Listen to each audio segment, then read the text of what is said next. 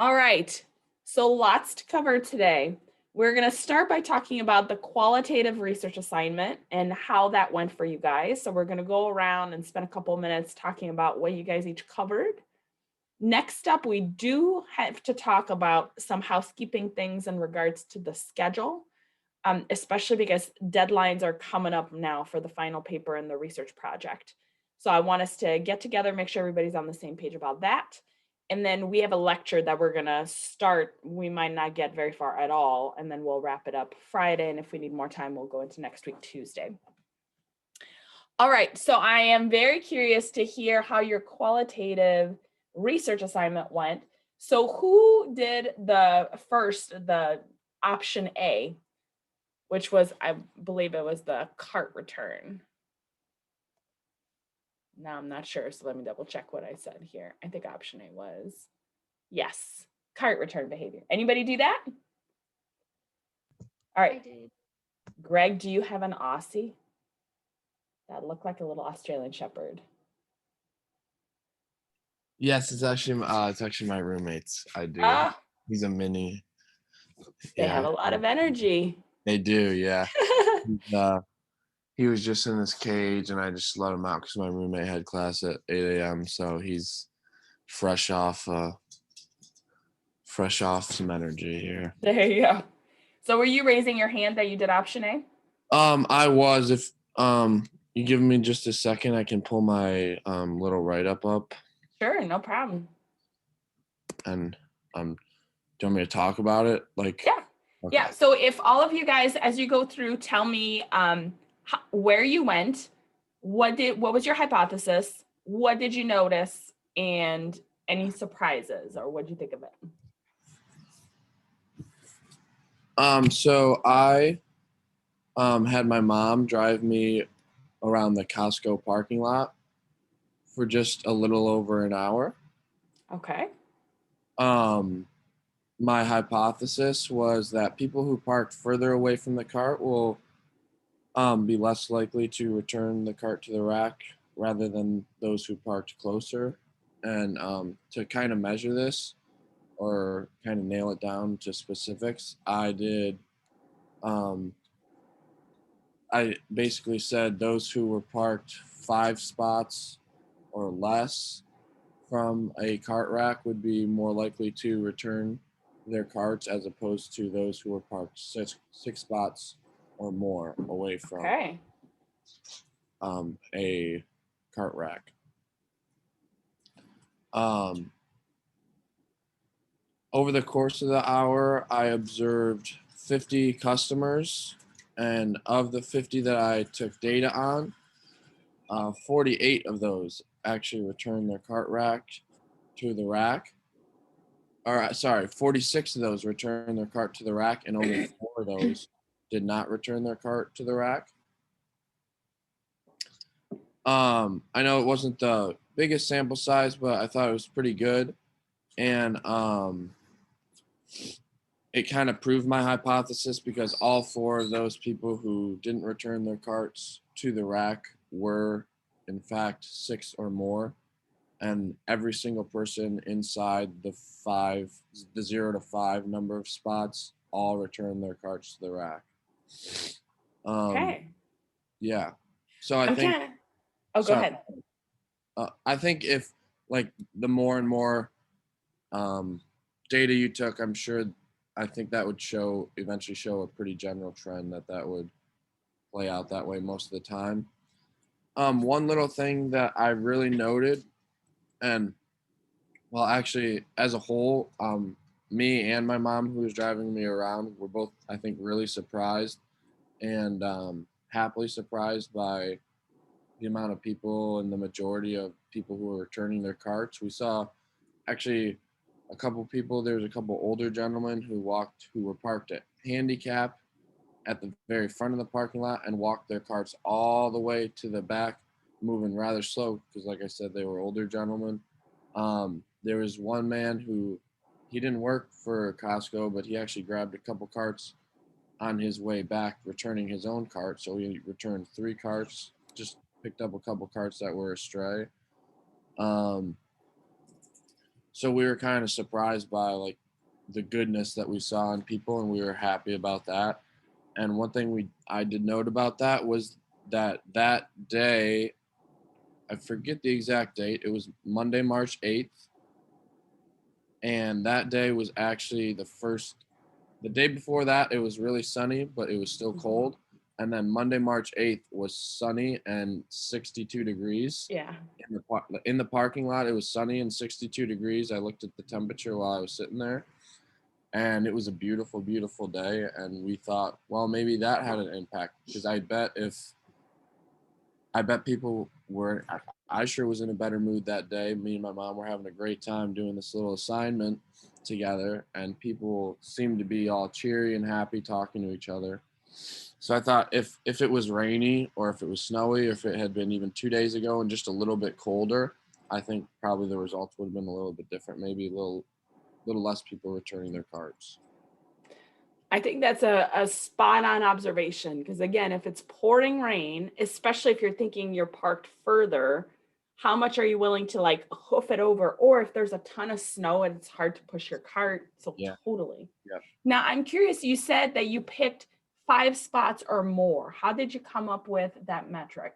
That was just kind of a measure that I thought would be fair, and it turned out to be fair. I thought I might have to adjust it just a little bit. I thought I might have to do start to count some of the people who were like 5 spots away in the 6 group, like cut my group down to the first 3 spots, Mm-hmm. because I wasn't getting a ton of people in the further away spots. Yeah. When you guys did go to Costco on a Monday, I wonder what that would look like in terms of people parking further on a Friday, Saturday, or Sunday when a lot of people Yeah. are doing their shopping. It was still really busy when we were there. There's still several people in the further back, but it was definitely concentrated to the front. Okay. One other thing I did notice was people. It seemed to be, especially if they had any question in their mind, they might not return the cart. It was like definitely a look up and look around a little bit. Yeah. I think a big determinant of if you're going to return your cart is if there's other people around, because Yeah. the people all 4 of the people who didn't return their carts, it was kind of like a look around. Oh, no one's really watching. Okay. Yeah. There's some social pressures with that. Yeah. Okay. Excellent. Thank you so much for sharing. Anybody else did the first one? Did. Okay. What did you find, Emily? So it was kind of funny. I also did, like, I separated people into close to the cart corral and farther. But I went to Target and they have a lot of the cart corrals. And so I said that people that were 3 spaces away or closer were close, and farther than that was farther, just because there's not as many spaces in between. Mm-hmm. And I don't know if it was the time of day that I went. I was there from like 6:15ish to 6:45 on a Thursday. But there weren't too many people. I had a total of 20 people. And that might have been because it's Target and like people don't always go there for like groceries. They're going there for like random things. Right. So maybe in the middle of the week, they're not always going as much. But I found that 9 people that were close to the cart corral put their carts away. 3 had left their carts inside, and none left them in the parking lot. And then people that were farther away parking, 2 of them put their carts back in the cart corral. 5 had left their carts inside, and 1 person left theirs in the parking lot. And so my hypothesis had been that people that were parked closer were going to be more likely to put their carts in the cart corral. And so that was correct.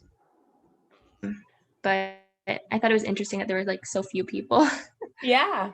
So Emily, I want to make sure I understood. So you saw some people coming out, but they just left their cart inside. So they just came out with bags. Yeah, I looked Okay. to make sure people had like enough bags where they would have needed a cart, and it wasn't like they were just carrying the one item. Right. Because there were some other people that had come out, but like they didn't need a cart for what they were holding. Very cool. So I like that you also use the metric, and you're right. Target does have a lot of cart corrals, far more than Costco does, for instance. Yeah. So then, yeah, adjusting that makes a lot of sense. Very good. Thank you, Emily. Anybody else did option one? I also did the cart corral one as well. What did you Um, find, Cami?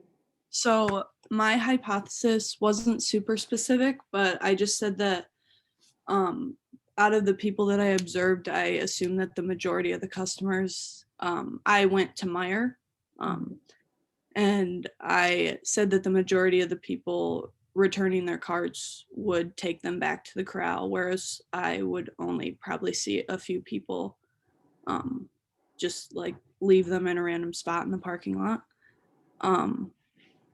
But I wanted to do the same thing and like observe people who were bringing their carts back to the corral, people that were leaving them in the parking lot, and then people that were coming out with like multiple bags in hand. But so it was clear that they had a cart when they were inside, but left it inside when they came out back to their car. I would say that the most interesting thing that I found was that I probably observed about 30 people total, like in the 30 minutes that I did it. But I noticed 15 people actually bring their carts back. Like I watched them do it. And then I watched about like 5 people walk out with a bunch of bags, but not a cart. And then I watched about 10 people that just like left their carts in random spots in the parking lot, which I was pretty surprised about, like how big that number was compared to the amount of people that like did bring their carts back. So And that was pretty interesting to me. Cami, I'm thinking. So full disclosure, I don't go to the store very often. Meijer, Ada is what she said. I just get it delivered to save time. But I feel like Meijer has a lot of cart corrals, right? Or no? They do, yeah. They were like do. all over Okay. the place. Yeah. And I was like driving up and down the aisles of the Were you, parking like, lot. giving them the Yeah, stink and I eye? just- yeah. And it was interesting because I either noticed people that were parked in like the very back of the parking lot would leave their carts in a spot, like they just wouldn't take them all the way back to the corral because like there weren't really corrals near the back of the lot, but there's a lot at the front. Yeah. And I also did notice a lot of like handicapped people that just like left it right by their spot. Like it was Which is just like, tricky then, because then for the next people coming in, parking will be challenging. yeah, exactly. And Yeah. like there was one point where I noticed a woman was coming back out of the store and she had a cart with her. And she noticed that there was a cart just like sitting in the middle of a handicap spot. So she like went and moved it out of the way and put it back in the house. So, but yeah. Okay. Well, so this is interesting now because we've got 3 different stores and 3 different behaviors were observed in terms of number of people that didn't return it. Very small sample size. I don't think we could generalize that to all shoppers from X stores are more or less likely to return their cards, but it's interesting anyway. All right. Anybody else do option A? Okay. Who did option B? Go ahead, Mara. So I did mine at the Moose Cafe on campus, Mhm. and I observed on Thursday, March 4th from 8:30 to 9:30 a.m.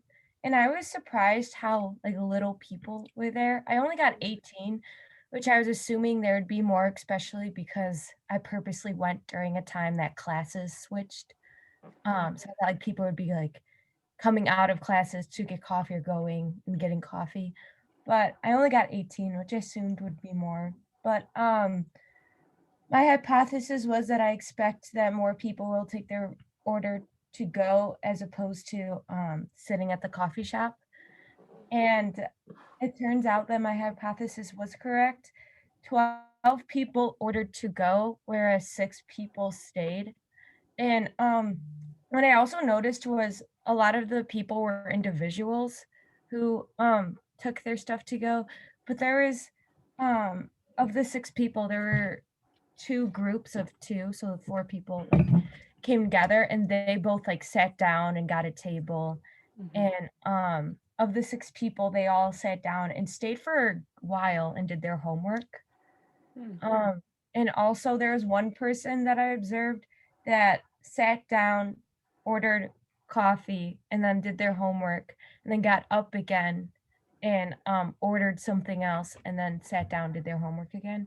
Okay. So I only counted that person as once, but One. yeah.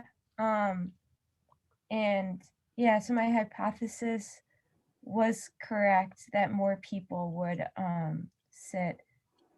more people would order their food to go as opposed to sitting down. And I thought that a lot of people would do this because of COVID.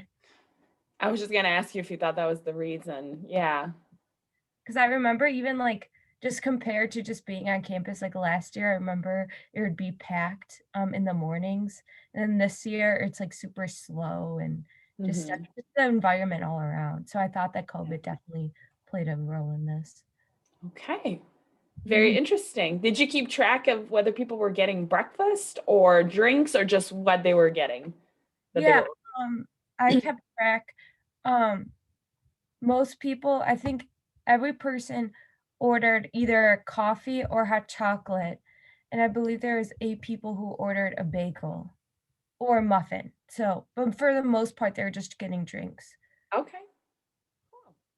Very nice. Anybody else did option B? I did as well. Oh, I okay. did News Cafe as well. I sat in the corner. So like I watched the people come in. I had the same hypothesis that people would leave just because of COVID, and sanitary like reasons, not risking in anything, just because we're so close to the end of the year. It's like people just want to be as safe as they can and get out as fast. But I also looked at like the behaviors in the people who came in. Like I noticed one person um, actually sat down for a while, and I could tell he was trying to decide if he wanted to stay or leave. And he ended up like wanting to leave, but as he was leaving through the exit, he saw a friend and he ended up staying instead. So he sat down just with the friend talking instead. I also noticed that like at the Moose you can order like coffees like made, or you can just like buy stuff from like the Pepsi products or something. I noticed that a lot of people just went to the Pepsi like products and bought those instead of actually ordering like coffee. Um but yeah, I thought it was interesting to see like the social networking that like plays along with whether you stay or if you go, along with like COVID, just because like you would think that like you don't want that many interactions, but like some students were like, well, there's a friend here, so I might as well just stay. Well, and are there any limitations right now on how many people can stay at the coffee shop? I don't know exactly how much, but I know there is like a certain capacity. And that's Yeah. another thing I noticed is that like some people would stay, but some people would go to the upper Moose. But I didn't like put those into account because I wasn't able to like keep my eyes on the Go main to floor both. and Yeah. going up the stairs. But yeah. Did That's you go some- did you go at the same time as Mara? Actually Tuesday after class from 10:30 to 11:30. Okay. So it was in the morning, and I thought like more people would go in the morning and order coffee, but I guess they wanted their Pepsi or Mountain Dew Yeah, instead. maybe by then they're ready for a cold drink. Yeah. Okay, very cool. Thank you. And Ada, you said you did option B as well? Yeah, so I went into Agua Buena, and there's like a bakery, and it's pretty much the closest thing they have to a coffee shop because you can order coffee and drinks there too. And so yeah, I went and did homework there for an hour, and for the first like half an hour there was nobody there but me and my grandma. And it was super quiet. The lady just sat there. And but then around 10:30 the church across the street like let like some people out. This was a Saturday. Like it looked like first communion or something, and like 5 families or 4 or 5 families came in. And my hypothesis was that more people order food than drinks, and that was definitely true. So what I noticed was like let me see what the numbers were. I think it was 3 families ordered food to go and 1 family sat in and ordered drinks. But I also noticed that they didn't really order coffee. They all ordered like the prepackaged drinks that are like the Mhm. Coke products basically, which was, you know, surprising because it was like 10:30 in the morning and they were drinking like Coke. But yeah, people were definitely taking things to go and taking food to go more than going there to drink, which is definitely a difference between like coffee shops in the US and, you know, bakery coffee shops here. Do you think, and I don't know what the landscape looks like for COVID out there, but are there restrictions on sitting and dining? Yeah, there are. Like, there's not many like tables, I think. And what's nice is like they have basically are like all outdoor seating, so it's not as bad. Just 'cause the weather's nice and stuff. But I do think people here are more cautious, and so they are like they'll go out and stuff, but they'll take it to go. I do think COVID probably had to do with that. Okay.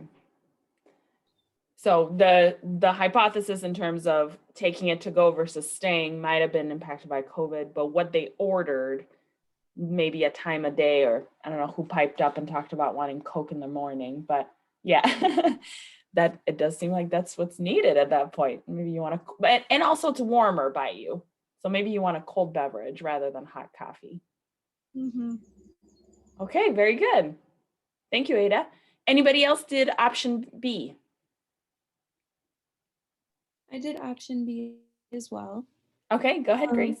I went to a coffee shop called Common Ground off campus, and I decided to go here like over Starbucks because I know how many people love to go through the drive-thru at Starbucks. So this was a coffee shop without a drive-thru. So there was 34 people that walked in the 45 minutes I was there.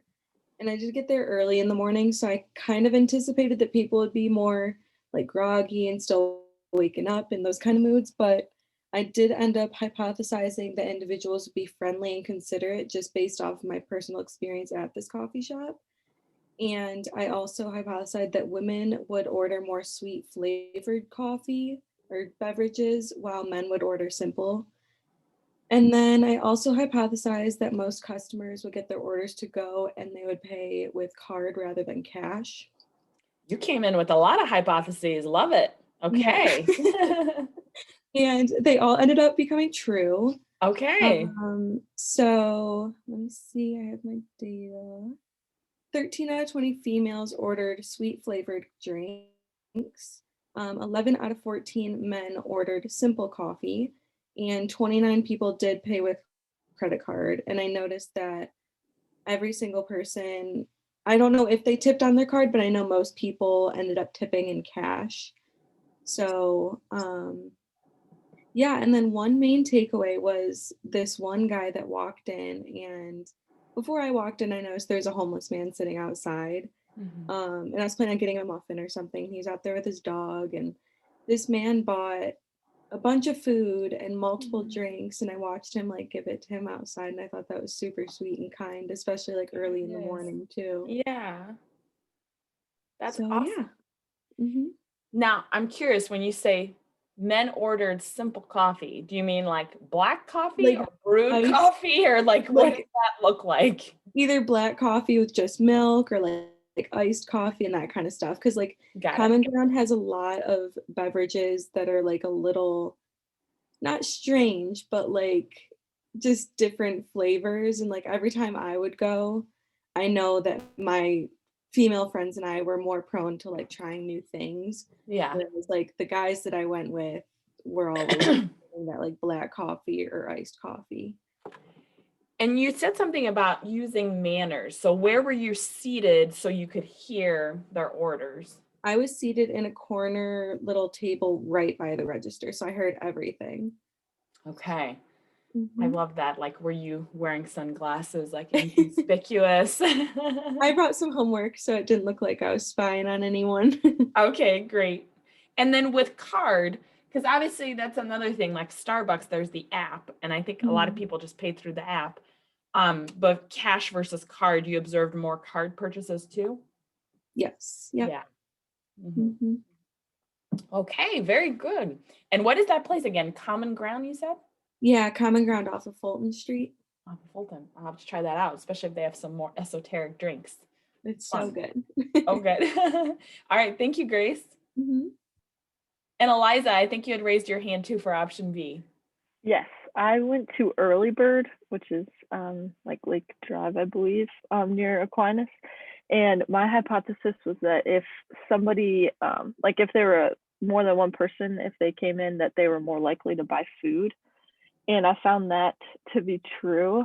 I also found it was very interesting that I think it was a total of about 30 people that came in. And so yeah, it was more, they were more likely to order food if they came with somebody. But like all of the people that ordered food that were alone were guys, because I also paid attention to that. And pretty much all the girls that were alone that came just ordered a drink. So I didn't really know how to interpret that, but I thought that was interesting. So there were four guys that came alone and ordered food. And then out of the 7 people that just ordered a drink, I think 5 of them were women. Okay. So that was interesting. And it was quite busy because they also had some outdoor seating, like it was a nice day outside. And so it was kind of difficult. I think I kept track of everybody that ordered food. It was hard because it was like the people had to go back up there to get the food. Oh yeah. So I couldn't tell like if they were just coming away with a drink, but I think that was accurate. But yeah, I thought that was interesting. Okay. And is this particular place, Early Bird, is it known to have like with Starbucks, for instance, the food menu is not as big, I think, as the drink menu. What is that place like? Is there a lot of food options? I would say there's a decent amount. Yeah, since the pandemic, they've definitely cut down on their food options. Like they used to have a lot bigger of a menu, but they also have just like a scone or some sort of like small thing, but I counted that as food as well. Yeah. But they have a lot of bakery stuff too, baked goods. Okay. Mm-hmm. Very good. And a lot of the time that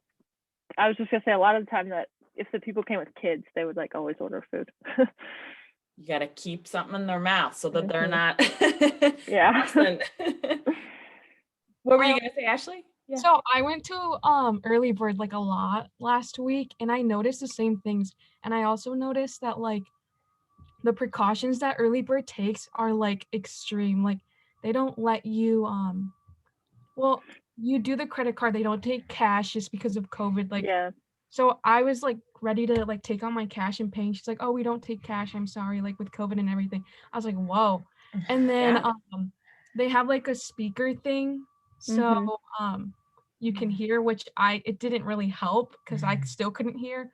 But I noticed a lot of people just confused when I went and just sat in the corner that they like were just agreeing with whatever the person was saying. Like my friend was there and she was like, "I don't know what she said. I just said okay." And then like I know the same thing with another person, a group of girls, and they're like, "Okay, yeah." And then they turned around, they're like, I don't know what she said. I don't know.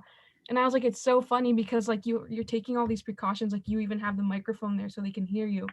And like it's not working. I don't know. It was interesting. So describe it more to me. Is it like behind a plexiglass and they're completely encased so that's why they have a microphone then? It's like they have their own little cave. Like there's plexiglass, microphone, and then like I think there's only like a little square, and that's for the like credit card machine. I think it's interesting too because since they only take cards, but every time you give them their card, they'll always ask if you want to add a tip. So I feel like they're more likely to get tips because of that, because they're asking you, so people feel bad. I know I gave a tip just because she asked me. I wasn't going to, but she was like, "Do you want to give a tip?" And I was like, "Sure." And you're like, no, right? Like that feels hard to say. You almost want the tip jar so you could put some coins or so that's interesting too. Okay, I'll have to check out that place too. All right, is there anybody who I didn't call on that did option B? Okay, anybody do option C? I did. So I chose to focus on the shopping pattern of people who go to Target. Okay. So I went online first and I looked when their busiest time was because I wanted to be there when most people were coming. So it said that 5:45 is usually once they start getting like their biggest rush of the day. So I went on a Wednesday evening and I parked at the very front. So I had like a good view of everyone walking in and out of the store because there was only one entrance and exit. And my hypothesis was that since Target tends to be more expensive than other stores like Meijer and Walmart, more people are going to shop for just a couple items at Target. So my hypothesis was that less people would come out with carts and more people would come out with just a single bag or 2 bags. So I studied that, and I also wanted to study how many people left the store with nothing, because I feel like in my personal experience, sometimes I go to Target just to go to Target because there's not a ton to do. Yeah. So I know that like within my friend group, we a lot of times just will be like, let's go to Target. So I was thinking that that might be something to study as well. So I stayed there for an hour because I wanted a larger sample size. So in the time I was there, I was able to collect 151 people's data, which was good because it was like at that time when everyone was shopping, because most people were leaving work and they had their kids along with them. So from the data, 34 people exited the store with a cart. And I tried to differentiate like if they actually had a good amount of stuff in the cart. Like I didn't want to count if they just had like a bag in the cart and they maybe had it while they were shopping. And then I found that 117 people exited with only bags, and they were never like multiple bags in their hand trying not to have a cart. Like I could tell they had just gone in for like a small trip. And then from the data of who exited the store with purchases versus not, I found that 119 people exited the store having bought something, whereas 32 people exited the store without, at least to my knowledge, having bought anything. I mean, they could have had maybe a small item, but it looked like they had come in and come out. And some of the things that I observed was that people were more likely to leave with nothing if they came in a small group. So I noticed that a lot of like teenagers would come in groups of like 4, and they would go in, and I think they would usually go to Starbucks and just walk around, because then they would come out usually with Starbucks cup or like food from Starbucks. And I also noticed that women with children were the most likely to be carrying, to have carts. So I think that also shows maybe the type of people who are using carts, and this idea that people may be coming after bring their kids home and filling the cart up as they're on their way home. Some of the flaws in my study that I was thinking about was that it could be different because it is a Wednesday night. So there's less people who are going to be shopping for groceries. So I factored that in and tried to see if I were to come in like a Saturday or a Sunday when more people are going to be going like bigger grocery shopping. And another flaw was that I had to keep moving my car because people would like park their car right in front of mine. So then I couldn't see. So like about 6 times I had to move my car in the parking lot to try and get an unimpeded view, because people just kept parking right in front of me. That's awesome. So this has brought up a lot of ideas for me too. I also wonder, being a Wednesday, like when did the sales happen usually at Target? Do they start like on Thursday or Friday? And so then maybe more people go shopping on those. I honestly, I don't know. I think, because I used to work at Target, but I don't have a ton of like experience on when they change stuff. But if I remember correctly, usually they have certain discount days. So on Wednesday is when stuff actually usually is marked down.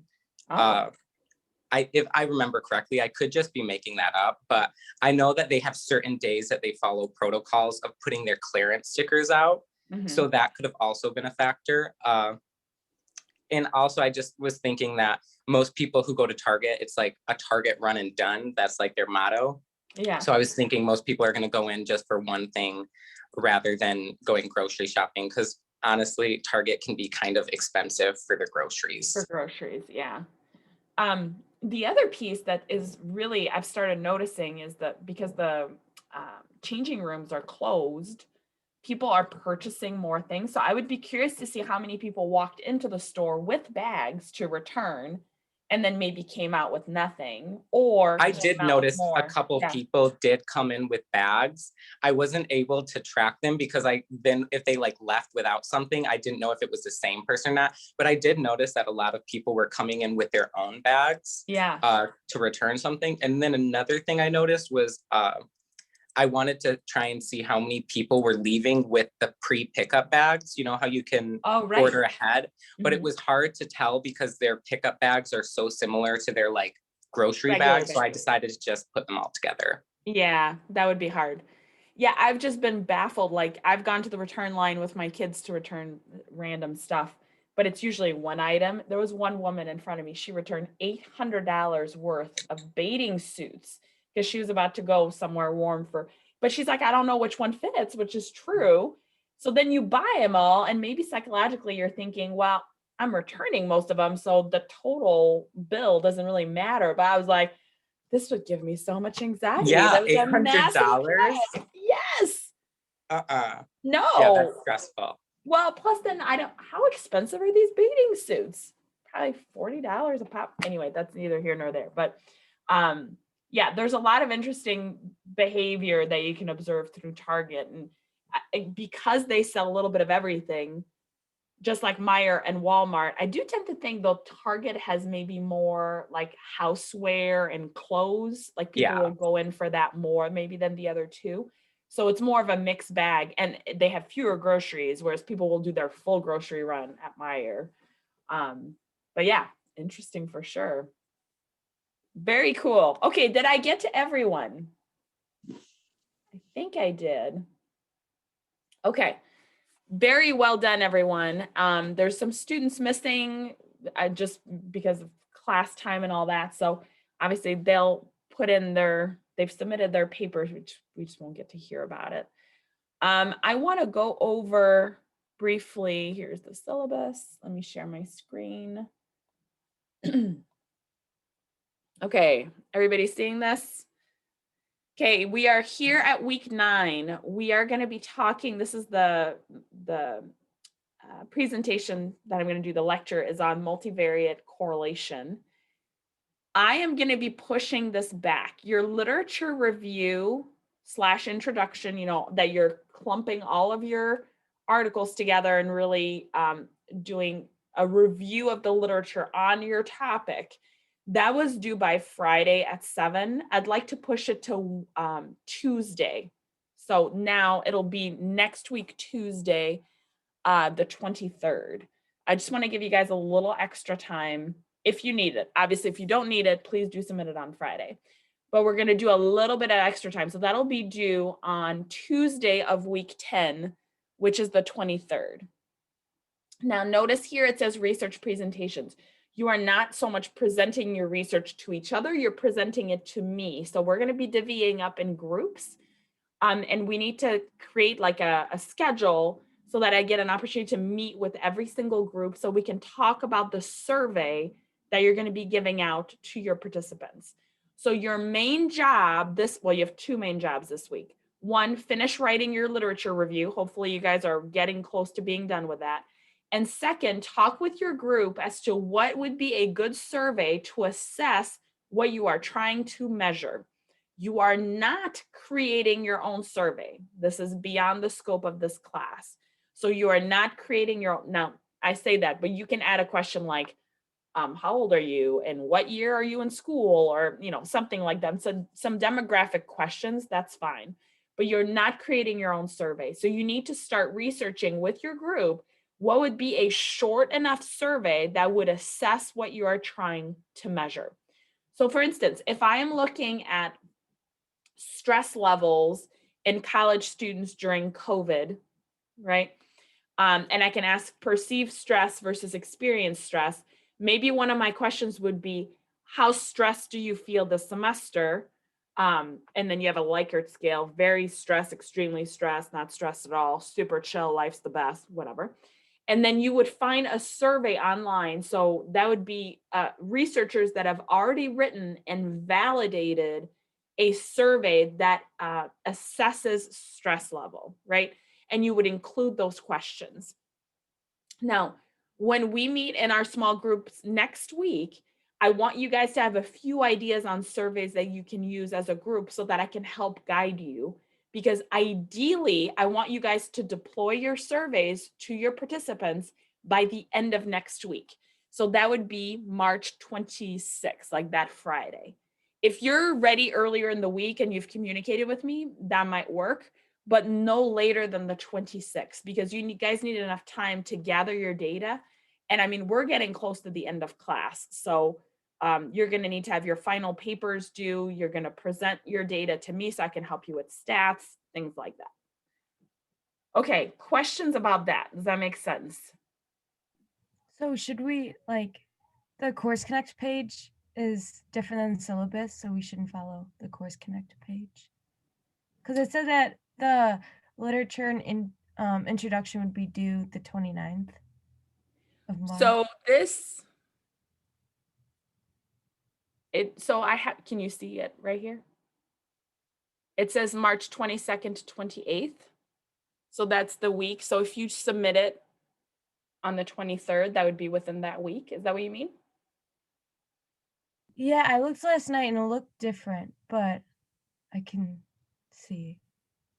That it looked different than this, but it looks okay now. I think this is right. So again, next week, Tuesday by midnight, submit your literature review. And then that week, we're going to also be doing our meetings as students. So let's see, I want to add this right here, add that, and then I don't know, how do I?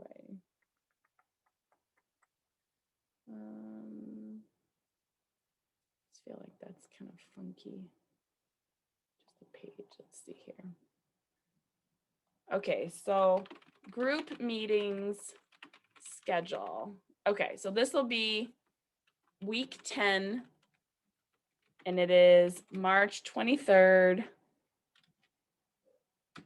Okay, so 9 a.m. Which group would like to go at 9 a.m.?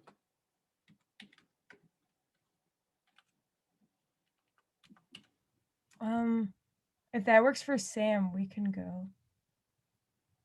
I was just gonna message you that worked for me. Okay, so it's Mara, Ashley, and Sam?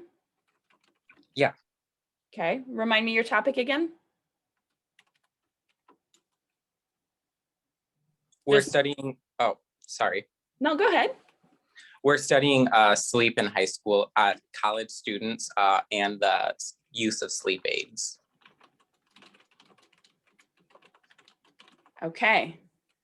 Which group would like to go at 9:30? That works for me if that's okay with Emily and Cami and Ada. I'm fine with that. Okay. 9:30. Okay. And quick reminder on your topic?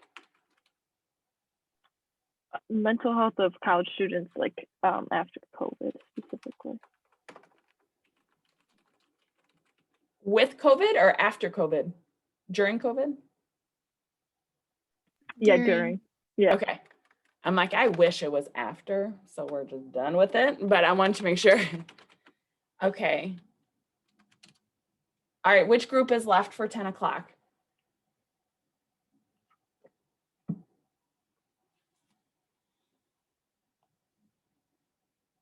Greg, are you there?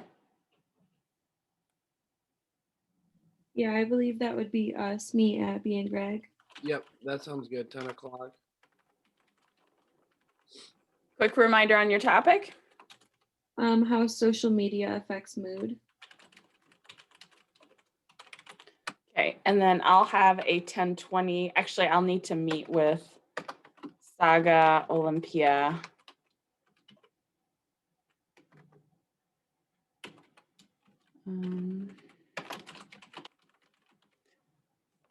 Okie dokie. All right, so for whoops, did I do something? I'll just redo that. So for that day, just show up at your time slot, okay? So you don't need to be there the whole length of the class on Tuesday. Just be there for your time slot. We'll spend some time talking about it. Make sure you have some surveys in mind. We'll talk about how easy that'll be to get your participants to complete. And by that, I really mean if you're going to have an instrument that's over 100 questions, you're going to have very little engagement. We want to try to keep it under 50 questions. That's far greater likelihood that people will complete your survey. Okay. Questions about the schedule?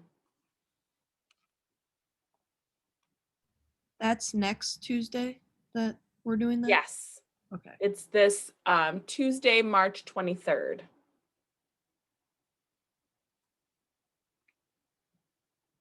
Yeah, and I think I just group meeting. So, Maybe I should add that. Yep. oh, Just gonna write that title. we don't need to have like, we don't need to have our, what's it called? Survey by then. We're gonna be like focusing on our survey that day, or do you want us to have it like ready before that day? I'd like for you guys to come prepared with some options on surveys. Like, hey, we really like this one. We're not sure about that one. So that can help, I can help and guide you guys on how to make the most solid survey presentation that you can deploy. So you should come prepared, but if you are not sure which one to use, that's okay. That's the use of this class. Does that make sense? Okay. Okay. If we're good with that, then let us go. Where's chapter 9? Right here.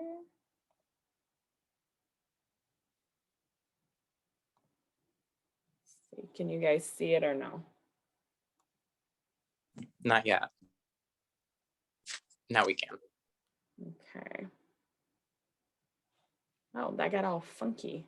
Huh. Do you see the big screen or do you see the split screen? I see Just the slideshow. Yeah. Just a slideshow. Okay. All right. So we talked about bivariate correlation, which is two variables and what is their relationship together. Now we're going to talk about multivariate correlation, which by definition is more than two variables. When you look at a study, it's very rare that there's only really two variables at play. Oftentimes there's a multitude of them, and then you're trying to figure out which one plays the greater role in impacting your dependent variable. So looking at multivariate correlational research is really ideal because it matches more of the real world experience because there's a multitude of variables that are at play. All right. So let's remember these are the three causal criteria that we have talked about. There's covariance, right? When we look at a causal design, you want to look at all of these factors. So one of them is covariance, right? So how do they covary with one another? Are the variables in fact related to one another? And does a change in one lead to a change in the other? Okay. So there's a study in your textbook that talks about parenting and how we parent small children by providing over praise, like so much praise. Because taking a quick step back in the 80s, psychological research really started pushing more about self-esteem, right? How can we help children's self-esteem? So a lot of this boosting and praising, but the question was, or at least in one of these studies, was does the impact of overpraise, of praising children a lot, lead to narcissistic traits as adults, right? I don't know. What do you guys think about that just as I explain it? You guys think that would be related?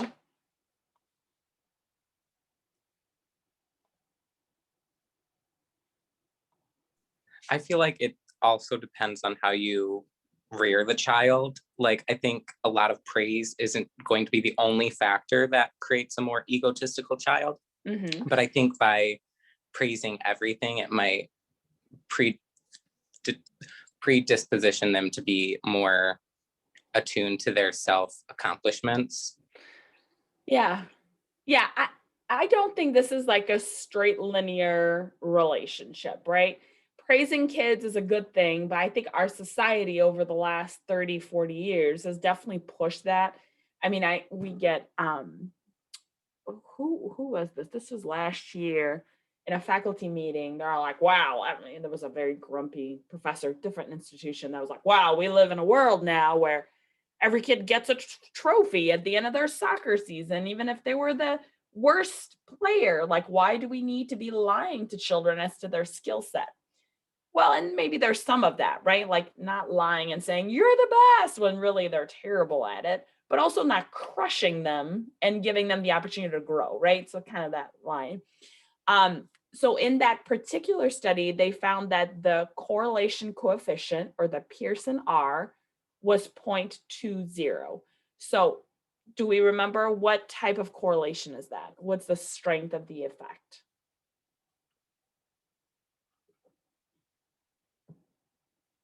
Do you guys remember?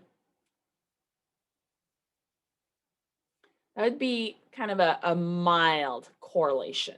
Okay, this is not a strong correlation.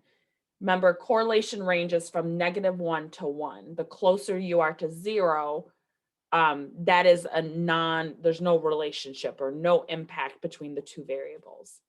Okay, so temporal precedence is another criteria that we look at to establish causation, and that's saying what came first, right? So you're trying to establish whether one event led to the other, because that would provide causation, right? So so again, think about an example of that. I'm usually a good driver, or so, I don't want to say me.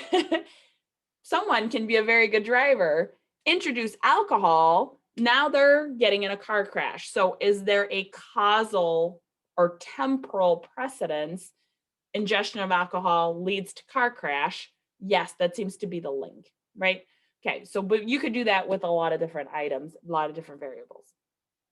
And then internal variability or internal validity, meaning is there a third variable that is at play that could better explain what is being seen? So like a confounding or moderating or mediating variable that is in fact impacting the relationship that we're seeing.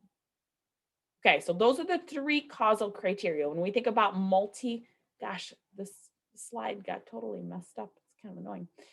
When we think about multivariate correlation, those are the things we need to keep in mind. So how do we establish temporal precedence? Like I said, we could do a pre and post test. We can look at something that happened, again, first historically, and then what happens next. This was done around the time of 9/11. Thank you. You could look at studies that showed individuals' level of stress and fear of flight. They had data on that pre 9/11, and then post 9/11, was there a change? And then you could say, well, this event that occurred caused that change. There's more of a causation because of the temporal precedence. Okay. One of the things that you can do to look specifically at temporal precedence is longitudinal studies. So that is looking at a measurement within a participant pool over a longer period of time. Okay. Oftentimes you can see that with reading ability, right? Like they'll do cognitive testing and achievement testing in participant pools at different times to see how a student may be learning and the impact of a particular intervention within a school system, right? Did it lead to long-term change? So longitudinal studies really are helpful for this causation piece, especially as it deals with temporal precedence, okay? So again, it's taking measurements of the same variable across time. Now, here's a question. Why do we not just do an experiment? Why would we do a longitudinal study, which takes longer, costs more money, rather than just doing an experiment? Here's people in this one group versus this other experimental group. What's the benefit of doing longitudinal study? What do we think?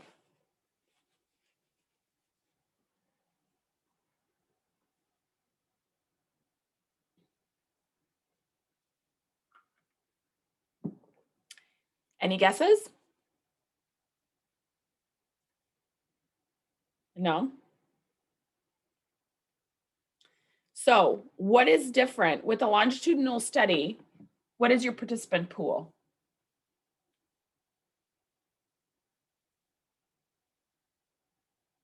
Starting to wonder if maybe my Wouldn't it be one cohort over just a long period of time? So like a classroom? Yes, 100%. So with the longitudinal study, you are looking at the same group of people, which means you're able to eliminate one of the limitations of an experimental study, which is, does this have to do specifically with this cohort? Does the effect or the relationship that I'm finding in this study really just have more to do with my sample than an actual trend, right? That goes to the generalizability of a study, right?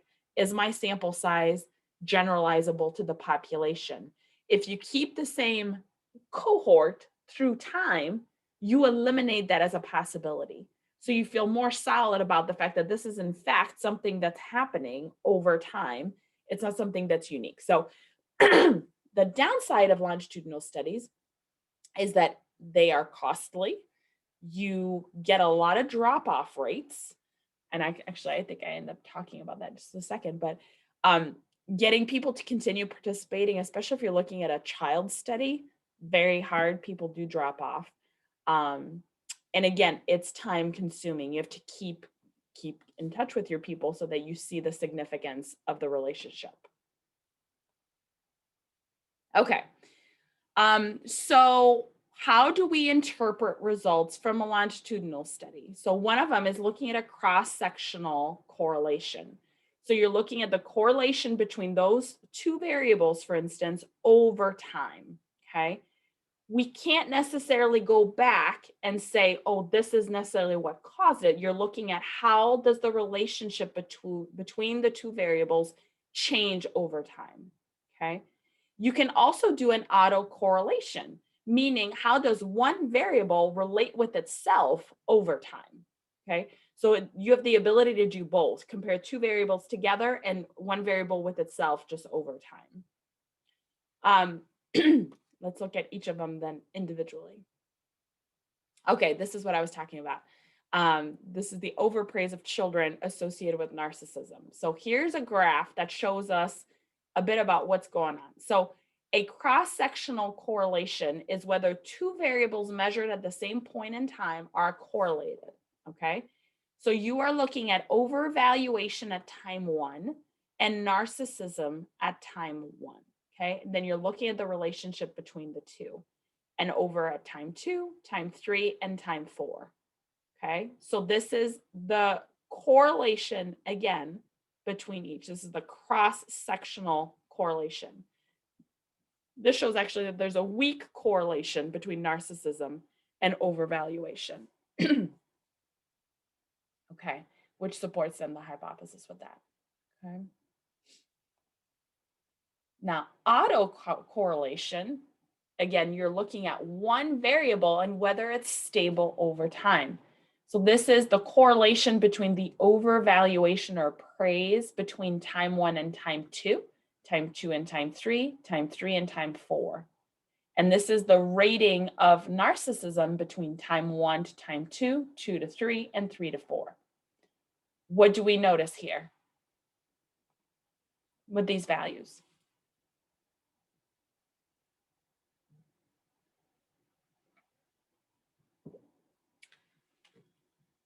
Mild, moderate, strong correlation. What do we think?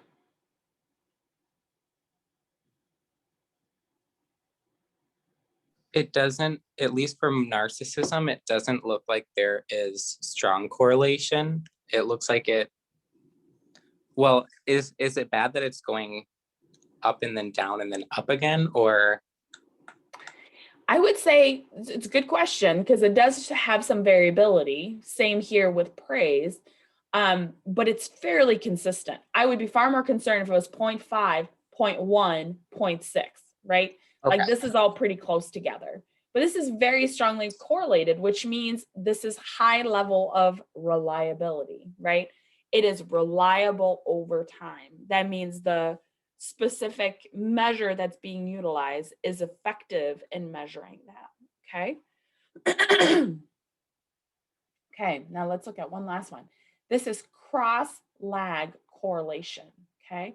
So unlike cross-sectional or autocorrelation, it helps establish temporal precedence because we are looking at overvaluation in time 1 and its relationship with narcissism in time 2.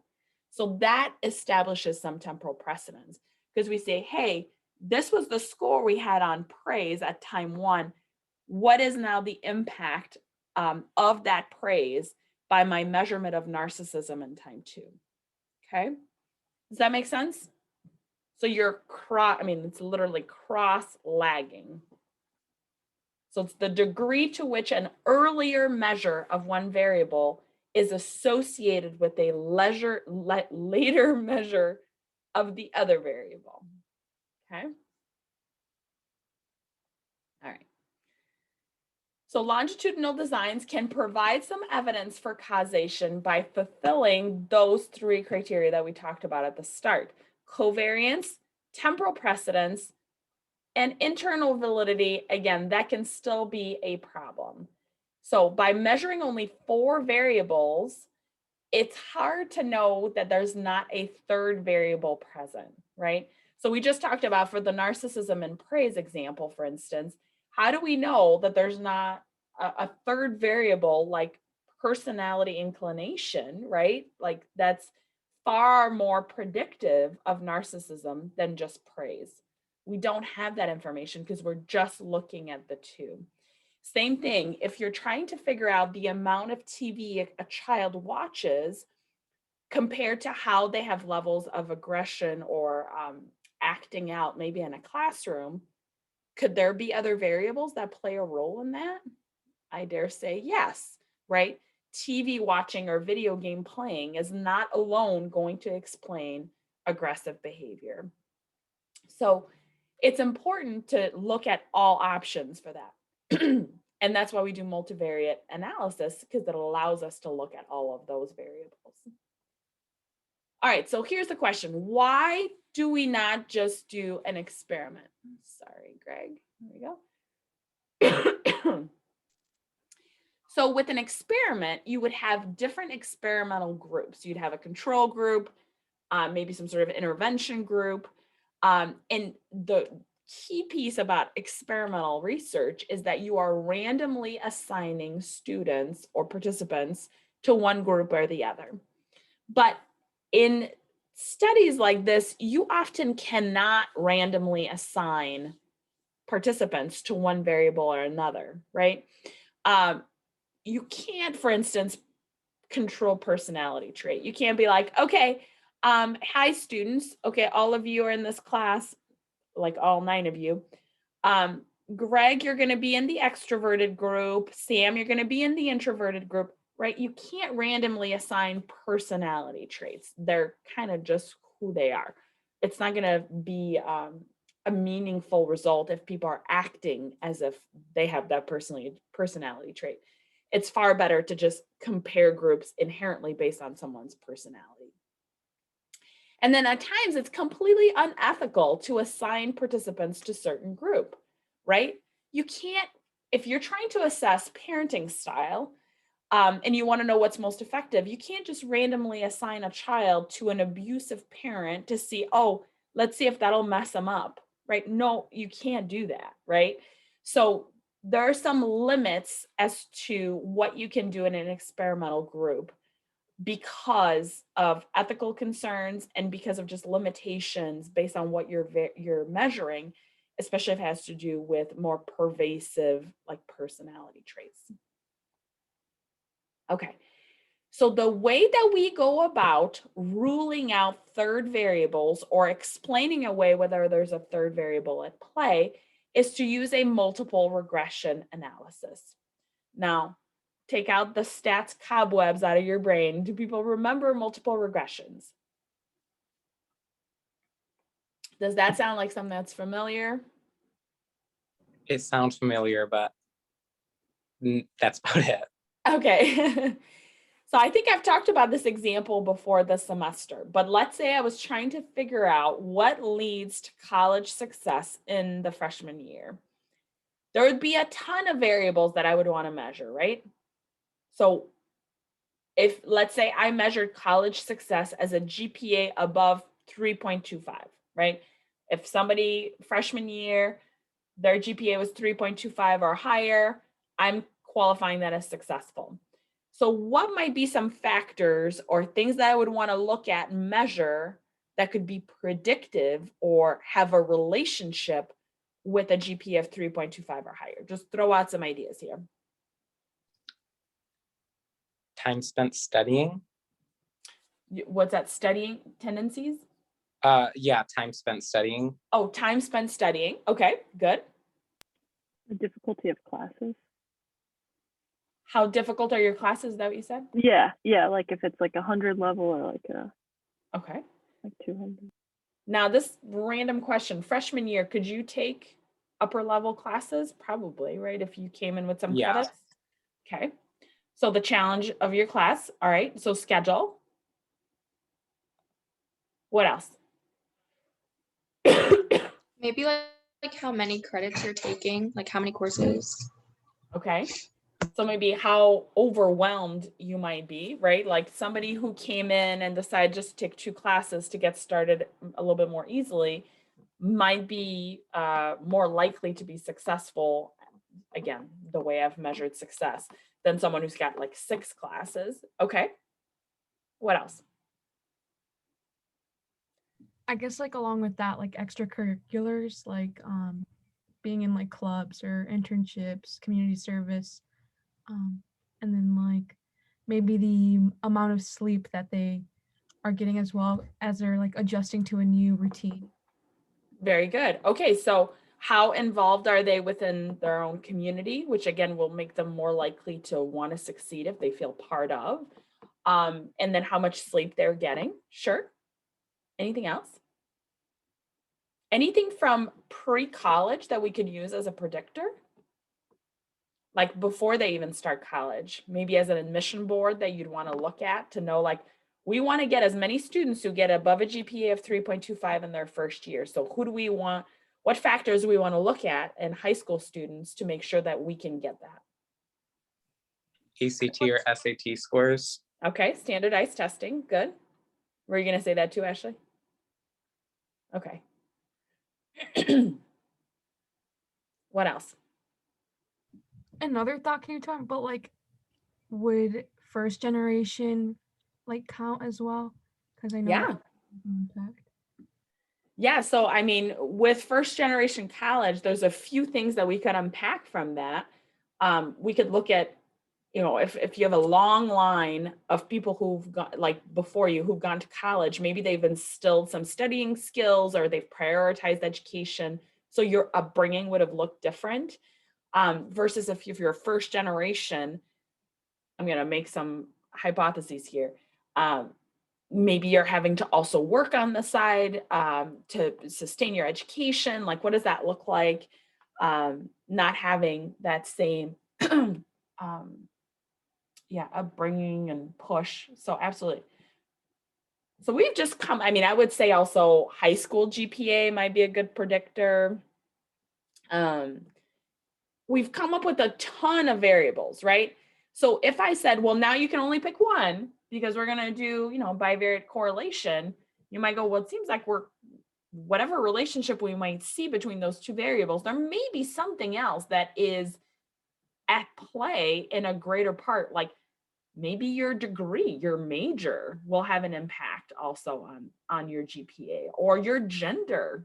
You could look at that. Maybe one or the, you know, I don't know, I'm just throwing things out, but there's lots of variables here that are at play. So just doing a bivariate correlation is not going to give us a true sense as to what's going on. A regression, on the other hand, allows us to include all of those variables and measuring it against our dependent variable, which in this case is a GPA of 3.25 or higher. And then it allows us to see which of those variables has the highest level of covariance with our dependent variable. In other words, which of these variables is most predictive of our dependent variable? Okay, so again, it adds more predictors in a regression. It's very popular. Logistical and multiple regression are very popular in empirical studies. And you will see those far more often than correlation. It goes back to what I said earlier. In most studies, you have more than two variables at play. That's just what's going on. So, but we need to be very careful. Regression does not establish causation, okay? It looks at which variable is most predictive of a dependent variable. So if you think about actuarial data, which maybe you're like, Dr. Walto, what is actuarial data? If you think about life insurance, for instance, or car insurance, they have a ton of data that'll state if this, then that, right? So they look at risk factors. If you are less than 25 years old, we know you're more likely to be in a car crash than somebody who is in their 30s, for instance. So we're going to have your rate be higher because you're probably going to cost us more in the long run, right? Or if you have a pre-existing medical condition that is a chronic health concern, you are more likely to need medical care and maybe more likely to die earlier. So as a life insurance policy, we're going to charge you more money, okay? So these big companies, that's what they use. They have figured out what are some factors that have shown to be predictive of this outcome variable that they care about. So for car insurance, they want to know how much are you going to cost me? Meaning, how likely are you to get in a car crash? Because I want to reduce my risk as your policy holder as much as possible. And if you are higher risk, then I'm going to charge you more money because I've got to plan ahead that you might get in a car crash. So let's talk about that for a second. What are some factors that you guys know of that will impact the cost of your car insurance? Is it like when you're talking about those examples, I thought of like transcripts, like the grades. Because my mom, like every year, she's always like, "Oh, send me your grades. I need them for the car insurance." Absolutely. So being a good student and being enrolled in college has shown to reduce the rate of you getting in a car crash. Now, there's a few different factors here that I think is kind of interesting. One of them is if you're in college, you're probably sitting in a classroom and not in your car driving. So your car driving time goes down compared to somebody who's working. So that's one part. Okay, good. So car transcripts. Anything else that comes to mind?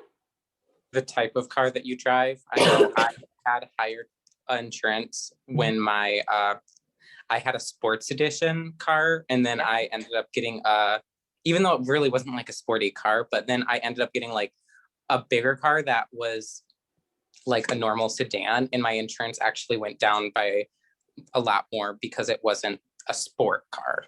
Yep, 100%. In fact, I think this was my brother. This is many years ago.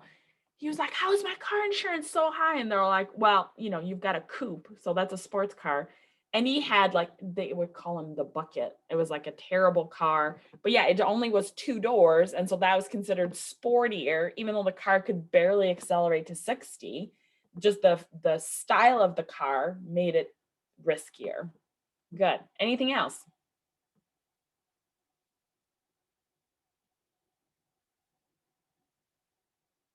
There's 2 big ones you guys haven't mentioned yet. Your driving record, so like how many times you've been in accidents or gotten tickets before? Absolutely. So both, have you been in an accident before, right? So again, best predictor of future behavior is past behavior. So if you've been in a car crash before, which this does not bode well for me since I feel like I'm a car magnet right now for accidents, but I don't know if I said this, but on Saturday I was driving and pebble hit my windshield, huge crack. I was like, I can't deal with any more car nonsense here. But yes, have you been in an accident before? And second, what's your driving behavior like? Are you getting citations for speeding, parking tickets, more hazardous type driving? Because that will play a role also on whether you're gonna get into trouble, and that's gonna cost them money. Okay, very good. So all of that, they figured out, well, actually there's another big one, gender, right? You guys know about gender? Guys, just as a whole, when you're young, your insurance is gonna be higher. I think that's actually a very neuropsychological reason, is that your frontal lobes don't develop quite as quickly for inhibition and censorship and all that. But anyway, so all of those, through a ton of data, they got really good at figuring out what is most predictive of car crashes or us having to pay in some way, because we want to reduce that. We don't want to pay as much. And then they figured out those are the biggest factors. And so then those are the questions that they ask you or your parents as the consumers, so they can determine your rate. They're not going to ask you a question like, are you a good driver? Right? Because why wouldn't they ask that? Why wouldn't they just do a self-report questionnaire? Because people are always going to think that they're better. 100%. They're like, I'm the best driver on the face of the planet. Occasionally you'll get somebody who's like, I'm a really bad driver. And that always scares me when somebody is willing to admit they're not a good driver. I'm like, yeesh, that's probably going to be really bad. But yeah, most people, so doing a self-report questionnaire would not be helpful. So this is where you look at past historical data, and now you've created a predictive model through a logistical regression that is pretty good, strong fail-safe, right? Now, is it 100% accurate? No. No, right? You can have all the indicators that you are at the lowest level of risk and still get in a car crash, okay? So this is what I mean by the fact that it's not causation. It's not because you are a low risk or fall down the perimeter of all the lowest predictors that you cannot engage in the behavior also, okay? The two things are not linked. It just looks at the strength of the relationship between the two. Okay, I think this is a good spot for us to end, because classes, does it end at 10:20 or 10:30? I think it's 10:40, isn't it? 10:40. That, I'm always wrong with that stuff. Okay, but this is still a good spot because I want to make sure everybody is remembering this. Literature review / intro is due by Tuesday, the 23rd by midnight. As a group this week, look over surveys so that we can have a meaningful conversation on the 23rd as to what is the survey you're going to be deploying to measure your particular topic. Okay? If you have any questions about that, obviously we can talk about it more on Friday, but you can always email me or text me and then we'll talk it through. Okay? All right. We will see you all on Friday morning and wrap up this lecture. Thank you. All right. Bye. Bye. Thanks.